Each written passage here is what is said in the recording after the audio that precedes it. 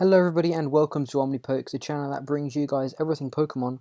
I'm Jack, and today, as you can see, I'm here with my UK National Championships 2016 tournament report, where I got 13th place at UK Nationals and first place in the International Challenge, so a really good weekend for me. So we're going to jump straight into it.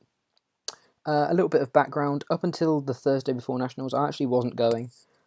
This is my final year of school, hence why I've been a little bit less active on the channel lately, just because I've been really working hard for my exams. But I decided quite late on that I decided to go, just because Nationals is the big tournament of the year and it's where everyone's going to be. So yeah, until Thursday night, and that was a bit of a pipe dream, but in the end I did end up going. Quick shout out to Luke Kirkham for helping me with my last minute arrangements. He let me stay with him and his brother and Tamal. We had a really good weekend. I really enjoyed it. So yeah, thank you very much, Luke, once again for letting me stay with you guys. I really appreciate it. And because of this, I didn't really do much major testing. I kind of knew the deck I was going to play. I was going to play Greninja no matter what. You'll see that in a second. So yeah, I knew I was going to play Greninja simply because I enjoyed the deck. I wasn't really going to do well. I was going to have fun, and that's why I chose Greninja. So there wasn't really much testing done before. I knew some of the matchups slightly, but the main testing I did was with Tamal the night before, and we just tested one matchup. So it wasn't like I did loads of testing, because I felt pretty competent with the deck. On the whole, I felt I would be able to establish a pretty good idea of what to do in each matchup, as and when the matchups came up. I was just hoping not to hit any mirror all day. So yeah, this is the list I played. I'm not going to go through each individual card because the video will be super long, considering this is technically two tournament reports in one. And I'm also not going to do a deck analysis on this deck. We have the deck is a lot different as to how we used to play it. So the old list on the channel isn't very similar to this list, but the UK Nationals were pre-Fates Collide, and Fates Collide comes into it is legal, I think, pretty much a week today or something, as of when I'm recording this. So it means that this deck won't be really optimized for the new format, given in about a week's time. So there's no point in me really doing a report on it, or a deck analysis on it. But I thought I'd show you the list nonetheless. Some pretty funky text, things like Evo Soda, Delinquent and stuff. Basically, my out to the mirror, which was one of the main things that I needed to think about, was Muscle Band and Delinquent to try and out damage them, and then stop them from getting into energy every turn, things like that. If I ever sort of had to break the lock to try and deal with any sort of threats that they presented. But yeah, the list's pretty simple. It's nothing too crazy. If you want to see another list, Rick Cherry, who made top 8, did post his list on Facebook. It might even be in Verbank. But definitely going for another take on the deck. Definitely go and check that out. Like I said, he top 8'd, so you know it's a good list. And shout out to Rick Cherry for the for getting top 8 with Greninja. So you then have two lists to compare, which is a nice little thing to be able to look to see, sort of how two different people play. But yeah, so jumping right into it. Round 1, Jake Wolvin, good friend of mine, playing Toadina. Toadina is actually a strong matchup on my side. Unfortunately, as you can see down at the bottom, we did end this in a tie. Game 1 sort of didn't go very well for me. I can't remember which way round the games were. I think game 1 was the one I didn't do very well in. Basically couldn't get a board established. And then game 2 was just a really long game. I did manage to pull it out. He did have a lot of disruption. Obviously, Seismitoad Giratina is a disruption deck, so he did make me work for that win, or for that game. But I did take it. But by the time we'd finished game 2, there was about between 30 seconds and a minute and a half left on the clock. So we kind of both realised that it was going to be very unlikely that either of us were going to win in that sort of time. So we just decided to sign the match slip as a tie, which is fair enough. I was a little bit disheartened because Totina should be a good matchup on my part. But because it was Jake, I wasn't. Like, we had a really fun game, and I feel we both played quite well. So yeah, I was a little bit disheartened to start with, just because naturally the matchup is slightly favoured on my side, I feel. But these things happen, and I just sort of within a few minutes, I realised that it's okay to take an early tie. One thing to note, which I haven't actually got on the first slide, there was 192 players, which meant that it was going to be 8 rounds, and basically 5-1-1 would cut.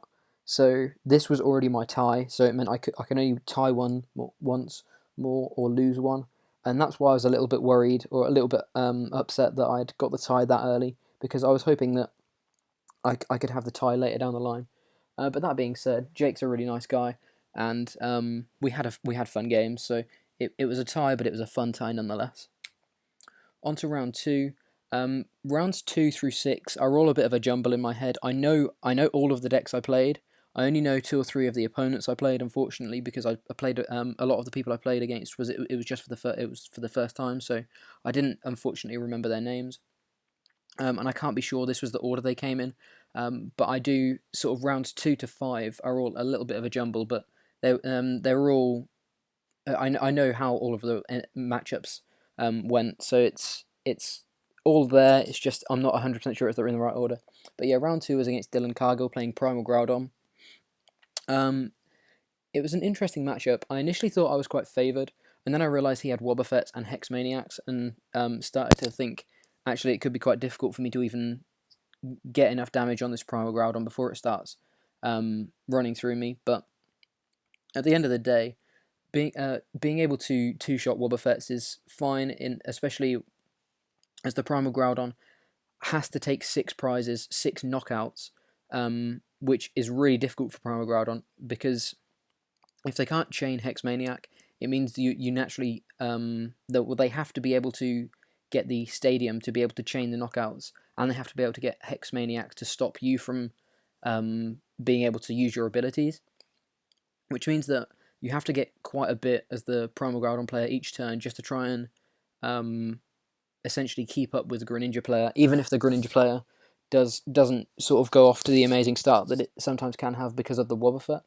As soon as the Wobbuffet's out of the active, if he can't get Hex Maniacs, you actually have enough damage sometimes to be able to knock out a Primal Groudon in one hit, which is insane. If you do the sort of the right damage here and there, and a little bit of prior damage, it can be. I think it's a matchup that can sometimes swing either way, but I did manage to take these games 2-0. The first game, I'm pretty sure he prized both of his Hex Maniac or something, which was really painful for him. But then the second game, I believe he prioritised a second Groudon over a Wobbuffet. I don't know whether that was because his Wobbuffets were prized. I didn't think it was, because I thought I saw one. I thought I saw him get one out and then put it back and get a Groudon. But I could be wrong. But yeah, because he prioritised the Primal Groudon, or the second Groudon, it kind of meant that I had an extra turn with my abilities, or I had a few extra turns with my abilities. So any Groudon that came up was pretty much already damaged. So it didn't matter if I was losing a break off of a Gaia Volcano. I would always be able to respond KO just because I'd done enough damage prior. Which meant that the prize race just went in my favour, because I'm taking 2 prizes on him, whereas he's taking 1 prize on me. And the energy and the HP difference is not all that different, especially as he has to hit the Gaia Volcano each turn, because I always have the Jirachi, or you always have the Jirachi on the bench to threaten them, to threaten damage or energy being knocked off, like strong energy being knocked off. So he kind of had to rely on having 4 regular fighting energy, and because of that, it meant that he had to have the Stadium each turn, which was really difficult for him to keep up with. I don't know whether he even ran 6 Stadiums. He may have done. I ran 3 of my own, but after benching 1, or playing 1, I never played another one, and I only played 1 to be able to get the delinquent sort of combos from it. But yeah, it was a really, really interesting matchup, and I still enjoy Primal Groudon as a deck, but I don't know whether the meta's right for it at the moment. I suppose it was an okay call, but I don't think the meta's quite right for it. Round 3 was against someone I don't remember, unfortunately, playing Night March, and this was the beginning of the Night Marches of the day. I actually played quite a few Night March on the day. Unfortunately, I don't remember too much about this game. I believe this player, this was my first real experience of Night March. Me and Seb Simmons Had played a game the night before, but only one game. This was my first best of 3 against Night March. And unfortunately, it wasn't really an eventful best of 3. You just kind of do what the Greninja player has to do. You get out with Jirachi, and if they Lysander around the Jirachi, they don't hex you, so you can take multiple prizes with your Water Shurikens. If they do kill the Jirachi, if they do Lysander kill the Jirachi, if they do Lysander kill the Jirachi, you can still have your abilities, and if they hex you and then attack you, you have access to Jirachi, so you kind of did the opposite of what they're expecting. And both times it's a very difficult combo to get around, because either way you're either going down a prize or you're wasting a DCE. And basically my strategy against Night March the whole day was just run them out of DCE, because as soon as they're out of DCE they kind of have to concede, unless you have a considerably smaller deck than them, because then they can sort of deck you out. But that being said, these 2 games were relatively uneventful. I managed to run him out of DC's round 1, I believe, or game 1, I believe. And then the second game, I got a really, really good turn with Greninja. I think I got all 4 of my Frogadiers down, and then 3 Greninja the next turn, and then 2 Greninja break the turn after that. So I had a really explosive game with Greninja. So that put me 2-0-1. Round 4 was against, I believe his name was Aaron Moth. I could be wrong, but I believe his name was Aaron Moth. He was playing Vespivile, and honestly, this guy was one of the most unlucky Vespivile players I think I've ever seen. Game 1, he didn't. Well, both of the games he didn't get the turn 1 plume, which is pretty painful. This was the only matchup I played the night before with Tamal. We played 7 games. We played a best of 7, and Tamal won 4 out of 4. Tamal won 4-3, so I kind of knew what I was doing in the matchup. I kind of knew it depended quite heavily on how well the Vileplume player got set up. But unfortunately, he didn't really get set up too well. Like I say, both games he didn't get the turn 1 plume, which is painful. One game he was just having to bench combis to try and keep up with me, because, it was the second game that happened. He was trying to, just to stop me decking him or benching him, he had to keep playing combis, and just try to get something going each time. I think my phone may have gone off there or something. But yeah, so he was really struggling. There was one, he played Revitalizer. There was one slight interesting play of his. He played Revitalizer for like an Oddish, I think it was an Oddish and a Plume, but then he realised he didn't have any Gloom left, so that was quite painful. So he had to then try and work out try and work out which prize was his Gloom, his last Gloom. So he had to start using Vepicon without having Vileplume out, which means that I have access to my whole deck, and it means that I could quickly snipe the Oddishes. So yeah, it was a really unfortunate or unlucky sort of set of plays on his part. There were, after seeing how Tamal played it the night before, there were a couple of decisions that personally I don't think I would have made, but that's simply just because I'd seen how Tamal had played it. Vespivile is personally a deck I don't enjoy too much as the player. It's not really my kind of deck. It would seem like it would be, but it's not. But I think I learnt a lot from playtesting with Tamal the night before. So there were a couple of plays that I think maybe he could have done differently. To whether it would have resulted in the turn 1 plume or not is a different story. But I think he played pretty well based on the conditions he was sort of playing under, considering he really, really struggled to get anything going in both of our games, which was really unfortunate. So that put me on a 3-0-1 record.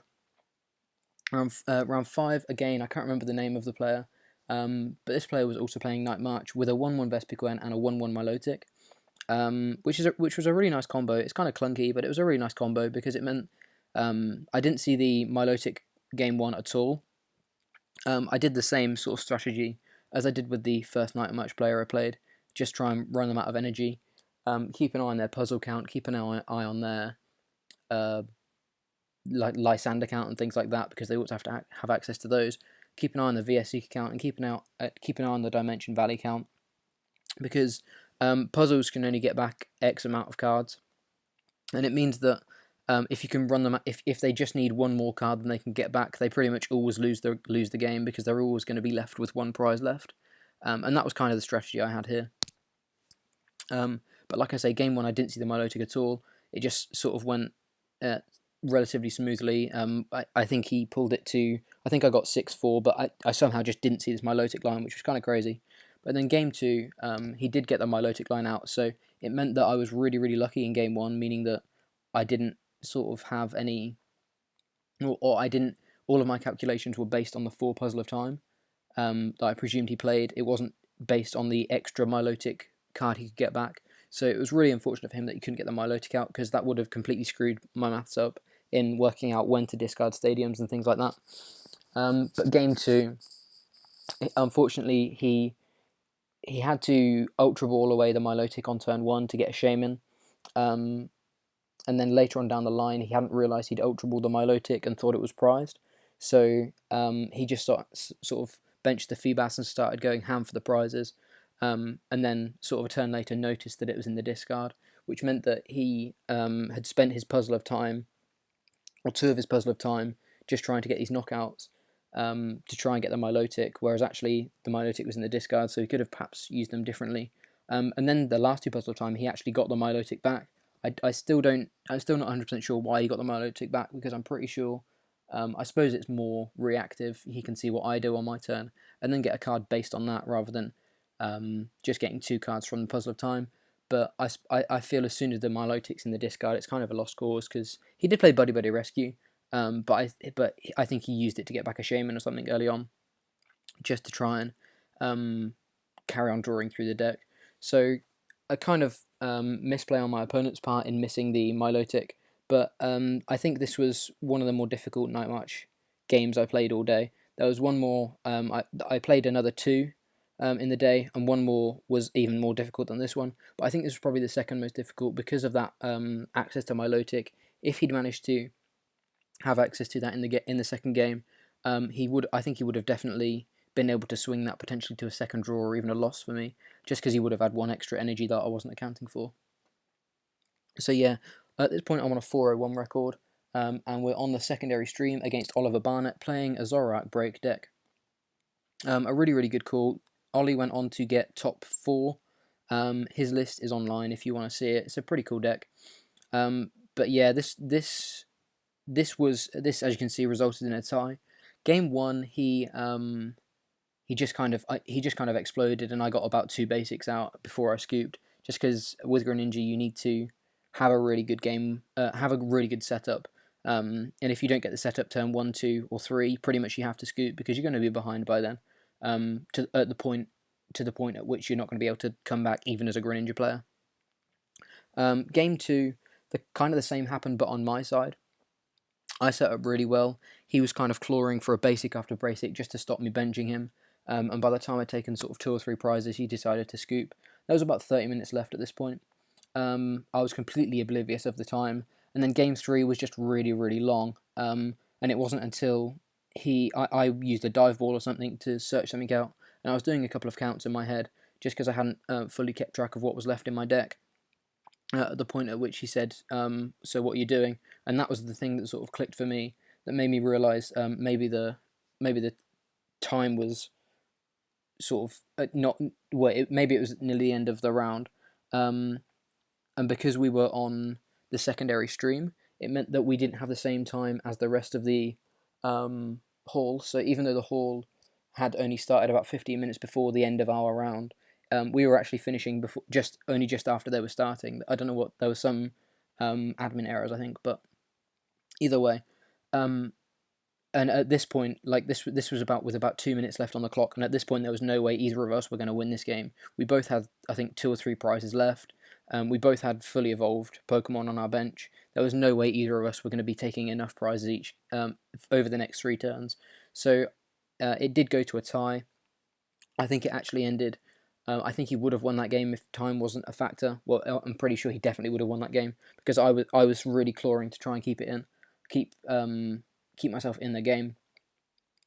So yeah, he would have won on time if time wasn't a factor. But because it was, I managed to put it to a tie, which was really nice. But it meant that I needed to win my next 2 rounds to be able to make top cut. So round 7 was against Joseph Phillips, who made top 8. And as you can see, I did in fact lose this game. He played Night March Vespiquen with a 4-4 Vespiquen. That Vespiquen, the Night March Vespiquen that I played earlier on, I could deal with the 1-1 Vespiquen, because as soon as I saw the Combi going down, I knew to snipe it, just to avoid really easy knockouts on his side. Game 1, he actually just trounced me just using Night Marches themselves. I saw a 1-1 Vespiquen and just presumed it was a 1-1 tech for things like Toad and Greninja.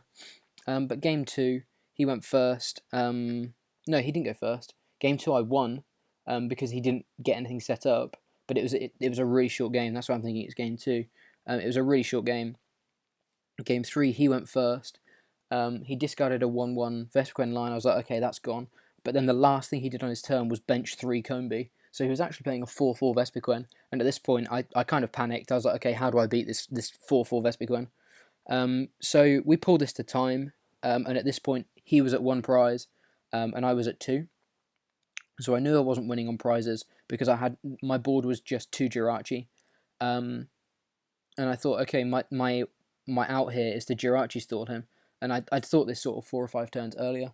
My win condition here is to Jirachi stall him. But he actually had obviously thought about this and actually just Shaman looped me. And I just could not get into Ace Trainers or anything to get rid of that Shaman to stop him Shaman looping me. Because it meant that he was always preserving his last DCE. Because I'd calculated that with all of the stuff he discarded, he only could get 2 more DCEs when he had 3 prizes left. So as long as I always had a response with Jirachi, he was never going to be able to get 3 prizes. But he was able to Shaman loop me, which was a really, really good play on his part. So yeah, and that basically, he took his last prize on the last turn of time. So whilst I was a little bit upset because it meant I knew I wasn't going to make cut, I was quite glad that it was someone I knew and a friend that did make cut because of it. Like I say, Joseph went on to get top 8. So yeah, I wasn't too mad about that. I was a little bit upset because I was really, at this point I was 402, and I knew it was kind of winning in for the next 2 rounds. But yeah, there were definitely worse people to lose to, so I'm pretty happy that it was someone I knew and someone that I was friends with. So yeah, really, really good play, Joseph, if you're watching. And then round 7 was, round 8, round 7? Oh, that should be a round 8. Error. Was against another Night March, and these games again were relatively uneventful. Game 1, it was sort of, we were going blow for blow, but because I got the first prize, I did actually win that setup or scenario because I was always taking the prize and he was always responding to level the prize race. So it did mean I just took 6 prizes in 6 turns, and he couldn't do the same. Or he could do the same, but he was also a turn behind me. Game 2, we both started a bit slower. I remember not getting a Greninja for 2 or 3 turns. But unfortunately, I think the main sort of chink in his armor was the fact that I've used very little. I think I only used 1 Jirachi in the first game, just because I was always able to stream Greninjas. I definitely got another or a couple of kills with the XY Greninja on Joltix, which meant I wasn't too reliant on the Jirachis anywhere near as much because I was able to keep the prize race going even when I wasn't knocking off energy. I was able to still take an extra prize, which is kind of what you need to do against Night March. But game 2, I don't think he was expecting the second Jirachi, and as soon as I was able to flip between these Jirachis, he would Lysander one and kill it, but I would always have a second one ready, so I just ran him out of energy. He did sort of use the Puzzle of Time trick to get a couple back, but I did manage to run him out of energy and take the win. So my final record on the day was 5-1-2, and I came, these were the final standings, I came in 13th place. Sorry for the bad quality photo, unfortunately. This is the best one I could find. But here I am down in 13th place. A couple of shout-outs. Luke Kirkham got 10th. Really unfortunate because he was really going for that top 8. Well, he was going for the win, of course, but he was quite close to the top 8. But yeah, so the final standings in top 8 were Charles Barton, first seed, playing Night March, Vespiquen. Rick Cherry, second seed, playing Greninja. Joseph Phillips, third seed, playing Night March, Vespiquen. Scott Burgess, fourth seed, playing Yveltal Zorak Gallade. Thomas S, fifth seed, playing Trevenant. Tamao Cameron, sixth seed, playing Vespival. Oliver Barnett, seventh, playing Zoroark. and Daniel Melrose 8 playing Trevenant as well. Tamal went on to win that, so congratulations, Tamal. From both of us here at Omnipoke. I think everyone's heard about how the games were, and if you haven't, go and check them out on stream. The stream was really, really good over the weekend, I thought. I've started to watch a little bit since I've been back from Liverpool. And yeah, the event was really, really good regarding the Nats. So yeah, moving into the International Challenge. This was a 64-man tournament, 64-man side event that was held on the second day while top 8 was going on. They held this second tournament called the International Challenge, which they do every year. It was a 64-man tournament in the expanded format. Regionals levels points, so there was quite a lot of points to play for here. And then another shout out to Tamal for lending me the deck that I actually ended up winning with. So a little bit of spoilers there, but I actually won this International Challenge, which was really good. Yeah, so this is the deck that I played. I played Turbo Darkrai.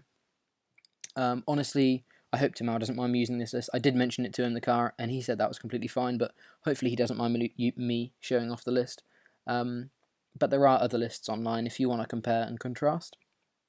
But yeah, this list was really, really good. It was a really fun deck to play. There may be a couple of errors in the trainer line. I can't remember. I got to about 59 cards and couldn't remember exactly what the last card was. I think it was a 0-6, so that may be the card that's wrong. But yeah, like I say, I borrowed pretty much the whole 60 cards off of Tamal, simply because I didn't bring any expanded stuff. I expected the side events to be standard. So I just had the idea of playing Greninja again, but it was actually expanded, so Tamal really did me a favour here. So I hope this is the list. There may be some slight differences, but if there are any slight differences, this is a list to go off of. Not necessarily the list I won with, but this is a really, really good list to start with, I think. A lot of options for the deck, a lot of turbo about it, really, really fun deck to play. So definitely try this on PTCGO if you have the cards for it. Really, really recommend it. So round 1, bit boring, it was a no-show. But another thing to note is I'd never actually played with this deck before. I know Nick Pierce over at Xantu TCG really, really likes this deck. But I personally have never played this deck before. So in this round where there was a no-show, me and Luke Kirkham decided to have a friendly game. He was playing Mega Rayquaza, and Mega Rayquaza is a really, really good, really, really bad matchup for Darkrai or Turbo Darkrai. So we did play a game. He did go 6-0, but it really taught me quite a bit about the deck, how the deck works, how the deck functions, and it was nice to have a test game with the deck just before actually going into the tournament. So yeah, really, really nice to be able to do that. So thank you, Luke, for the game. Round 2 was against Shivan Butcher. I really hope I've spelled your name right, buddy. He was playing Straight Toad. He said he was going to play Toad Bats, but something didn't feel right to him, so he just decided to play Straight Toad in the end. This was quite a difficult game, especially as my first game. This tournament was best of 1, which is another thing to note, which is kind of a weird format to play. Because if you just have one bad hand, it can sort of knock you out of the tournament, which is kind of awkward. But yeah, so he was playing Straight Toad, and basically I went first and had a pretty explosive turn. I got my max elixirs, I got my dark patches, I built up a lot of energy on the board, so even if he was able to get a few crushing hammers, I would still be able to do quite a chunk of damage with Darkrai. And if we go back to the list quickly, with 2 Darkrai from Breakthrough and a Yveltal EX, it meant that I was always threatening quite a lot of damage against these Seismitoads, even though he was using Hypnotoxic Laser. I also had Keldeo as well, so I was only ever taking 30 from Poison, pretty much always. In between turns, I was never taking any more. He had to use another laser to be able to do even more damage. So that was really nice. It meant that I was able to build up quite a strong board. He did take the first 2 prizes, but the deck sort of kicks into action after a few turns, and as soon as I'd built up this really, really big board, like I say, I did it turn 1, but he managed to, I think, Lysander kill a Jirachi or something, which was a really, really nice play on his part, because it meant that he was able to put pressure on me. But yeah, the strength of the Darkrai and the Yveltal just sort of overpowered the Seismitoad in the end. So with the best of one format, it's kind of an awkward format because it really means that if the game isn't great, um, it's kind of a wasted series. But pretty much all of my games were long games. There weren't any sort of donks or anything. They all either went to time or went a good chunk into the round. So yeah, that was a win. Round 3 was against Corey Kirkham. He was also playing Mega Rayquaza, the same as Luke. And I just felt so bad for this game. I already knew Mega Rayquaza was a bad matchup, so I didn't feel good going into this. We were both going for top 16 simply because they had these really, really nice playmats that I'll show you later on. We were both going for top 16 because he really wanted to playmat. So I didn't feel good going into this matchup as well because I knew one of us was going to lose unless we tied, and neither of us really wanted to tie. So I don't think it would have been too beneficial to tie this early on. There were only 6 rounds, but of course we were both going for the win just to try and secure our place in the top 16. But I just felt so bad for him because he missed the turn 1 knockout with Mega Rayquaza. I think it was a Floatstone he missed, which was really, really unfortunate. I had a really, really good turn again, and it meant basically the struggle with Darkrai is that Mega Ray has a lot of HP. It has 220 HP, which means you need 10 energy on board, or 9 in the Reverse Valley and the Fighting Fury Belt, which is a difficult thing to come by. And I don't think I actually killed a Mega Ray in one turn. I don't think I ever had 9 energy out. I may be wrong, and if Corey's watching this, he may be able to correct me down in the comments, but I don't think I ever was able to one-shot a Rayquaza. But I was able, I just sort of took 6 prizes elsewhere on things like Shaman. I think I two-shot a Rayquaza at some point. But yeah, so he missed the first turn knockout because he didn't get the Floatstone, which meant that he couldn't get out of the active. The next card he drew was the Floatstone, which was even worse. But in between turns, I'd taken a knockout and knocked his Skyfield off. So it meant that all of a sudden I had a Darkrai with a Fighting Fury belt, so I had 220 HP, which meant he needed a full bench of 8, and he needed to find Skyfield before he could start benching things, and he needed to find the pieces to get another attacker up. And unfortunately, he couldn't do this. So 2 turns in a row, he missed the knockout just because of pretty much missing 1 card. And I just felt so bad for him because I felt like I might be the one that was knocking him out of top 16, which was really, really sad. Luckily, you'll see later on down the line, he did make top 16. But I did say to him, if I got top 16 and he didn't, I was more than willing to, if I got the mat, I was more than willing to sell him the mat just because I know how much he wanted it. And I got one the previous day for getting top 16 in the actual Nationals. So I did say to him I was more than willing to sell him the mat, but luckily for him, he did make top 16. But yeah, so this led me to a 3-0-0 record. Really unfortunate games on Corey's part, but I did manage to pull through with Turbo Darkrai against a pretty difficult matchup. So my 4th round was against Dominic Charlton, a really, really intense sort of last few turns. I went up 5 prizes pretty quickly. He only got 1 turn of Bunnelby, which was really unfortunate because it meant he didn't get to discard too much of my deck. But actually, that was kind of in his favour towards the end of the game.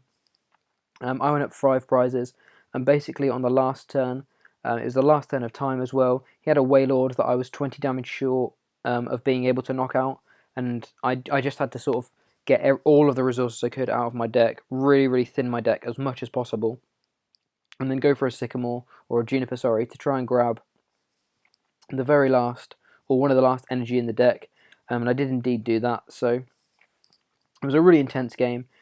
Basically, the whole strategy of mine was just, I started Yveltal EX, which was perfect. You either want to start Yveltal EX or Darkrai EX, just to be able to do huge amounts of damage. So yeah, I started Yveltal EX and just sort of attached an energy and announced Evil Ball each turn, and basically outran him of his resources until the last turn where he didn't have any way of being able to heal the damage. So it meant I just really, really had to dig for this last energy. I did get it. I think it was one of the last cards off of the Juniper, which was crazy, but I did get it. He was really, really nice about me getting the energy. He wasn't salty at all. He was really complimentary on how I played it and stuff. So thank you very much, Dominic. Really, really kind of you.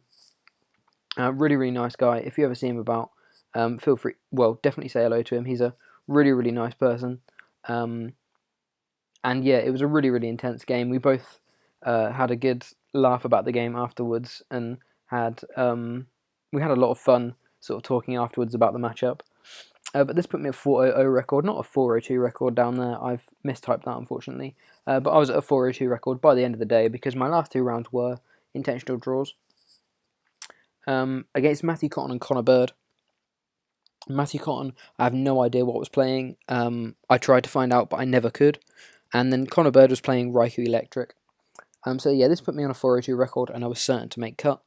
But I didn't realise I was actually going to be first seed, which is really, really cool.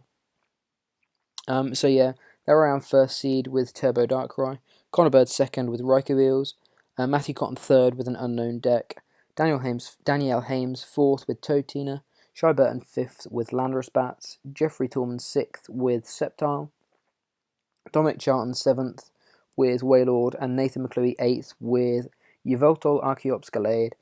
So this was my top 8 match. And unfortunately for him, he missed the Gallade both games. Really, really unfortunate, because Gallade is a real swing card in this matchup. It means that he can one-shot Darkrai's if I don't deal with the Gallade quickly. But unfortunately, Game 1 he just couldn't get into it, and Game 2 it was prized. So Game 1 he had to get an Archeops. Game 2 he didn't. He had the option to get a Maxi, but he didn't have the Gallade in the discard, so there was a better support of him to use that time, because the Archeops did nothing in the matchup.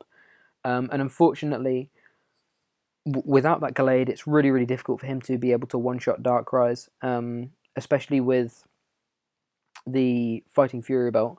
Darkrai EX and Yveltal EX actually have very similar attacks in Dark Pulse and Evil Ball.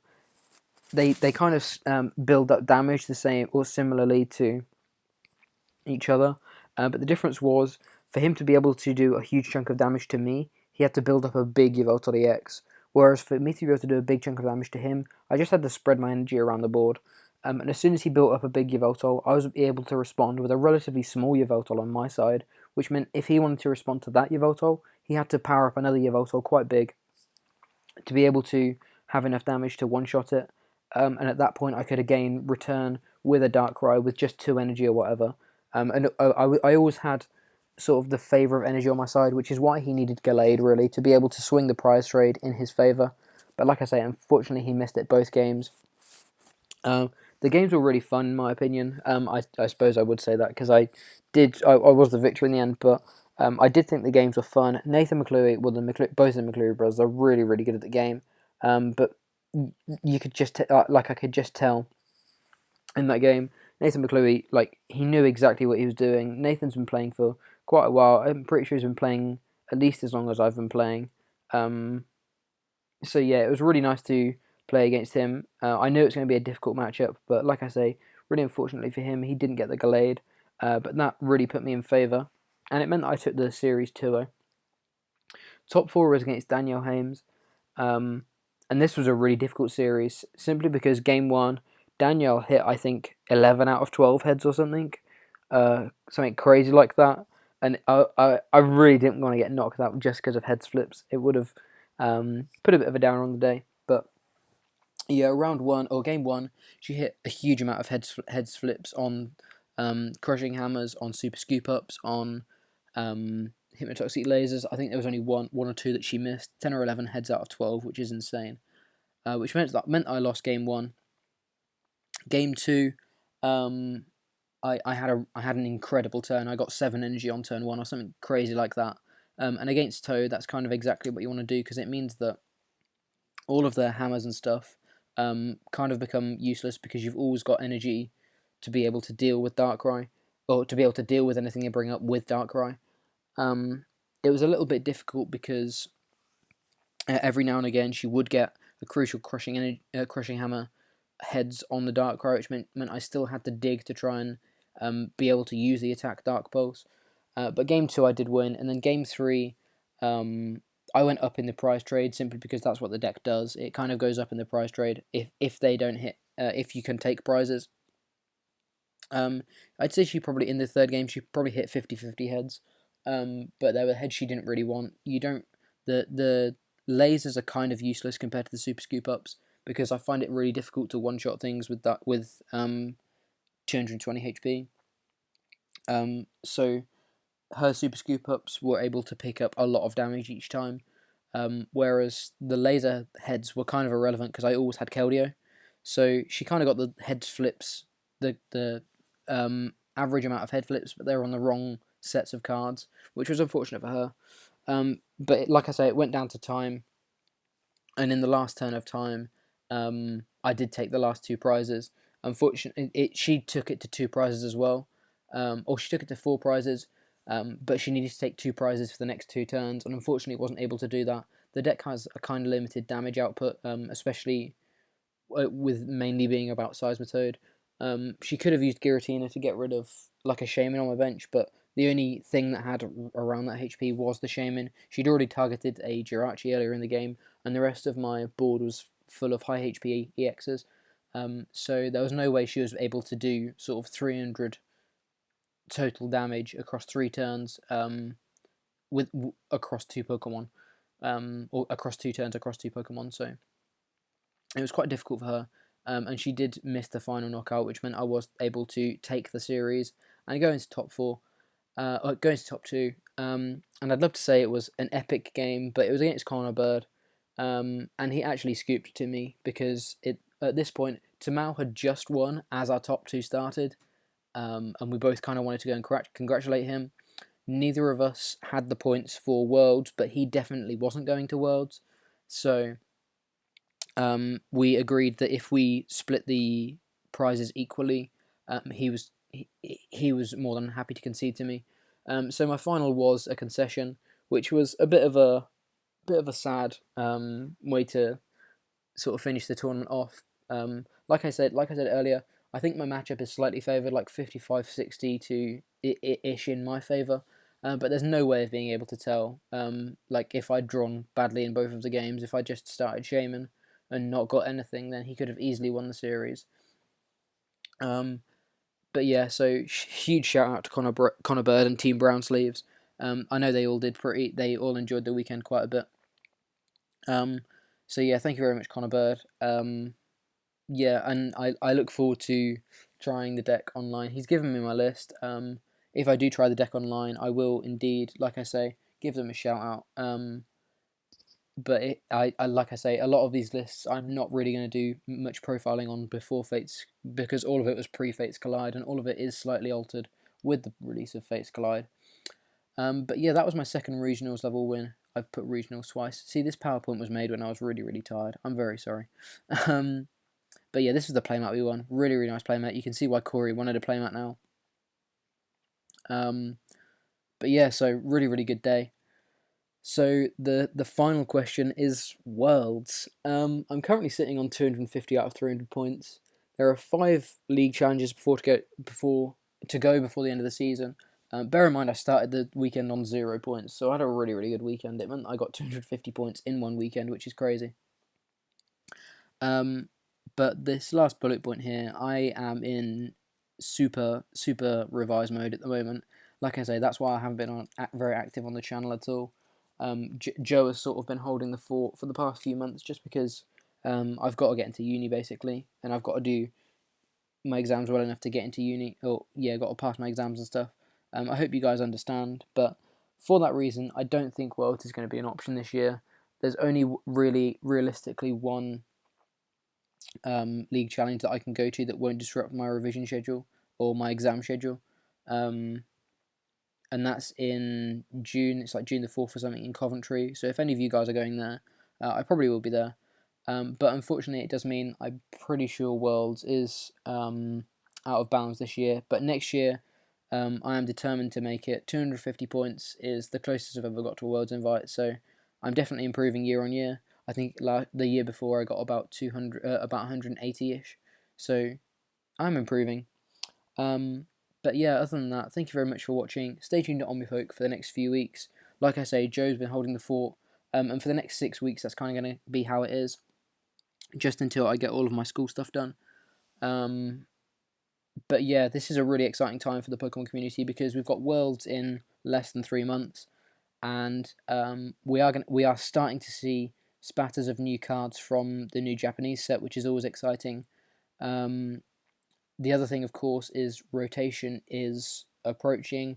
It's a bit up in air this year as to what the rotation is going to be, but me and Joe will do some sort of video as soon as it's announced. And other than that, there's loads more Fates Collide decks to come. Me and Joe are always, even when I'm in school, just sitting eating my lunch or whatever, me and Joe are always talking about the next decks that we want to profile and the next decks we want to try. So yeah, there's loads more content from us over the next few weeks, and in the next, I will be back. Like I say, bit of a hiatus at the moment, just to get over this little hump at school. But yeah, I will be back. I'm pretty sure my exams finish in pretty much 5 to 6 weeks to the day, so expect a lot more content from me after then. But other than that, I don't have much else to say. So thank you very, very much for watching. I've been Jack from Omnipoke, and I look forward to seeing you all in another video.